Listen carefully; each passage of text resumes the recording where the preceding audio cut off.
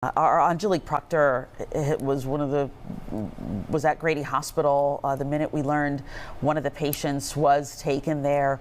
We want to go back out to her live and get a sense of what activity has been happening there. For those who might not know, Aungelique, Grady is a level 1 trauma center. No surprise to learn that one of the victims was taken here. Absolutely, Christine. We have been watching the comings and goings here at Grady Memorial Hospital all day long. And as you said, with it being the premier trauma center in the metro area, one would expect if you are severely injured, this is the place to come. And Grady officials confirmed for us they do have one gunshot victim here. It was about 11:35 this morning when I actually heard the chopper coming in to land with no doubt that person. I've talked to not one but two Grady employees who said they saw the chopper come in at that around the same time, and they said the chopper came in very, very quickly. And so we have been monitoring the situation since then. Around 1 o'clock today, we saw GBI agents who came here to Grady in 2 different vehicles.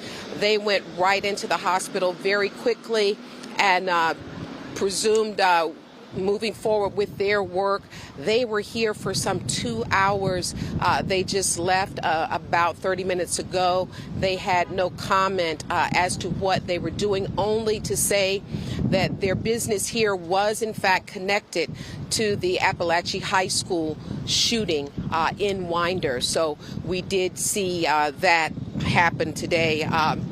This has been a very unfortunate situation. Lots of people stopping us, asking us, are you all here in connection with the school shooting? And lots of people, just very disappointed that that's where we are in this country, where all of these school shootings just become a normal, everyday activity. But that is what we have been seeing. That we've been talking to Grady officials, trying to get some more information about the patient here, whether it is a male or a female.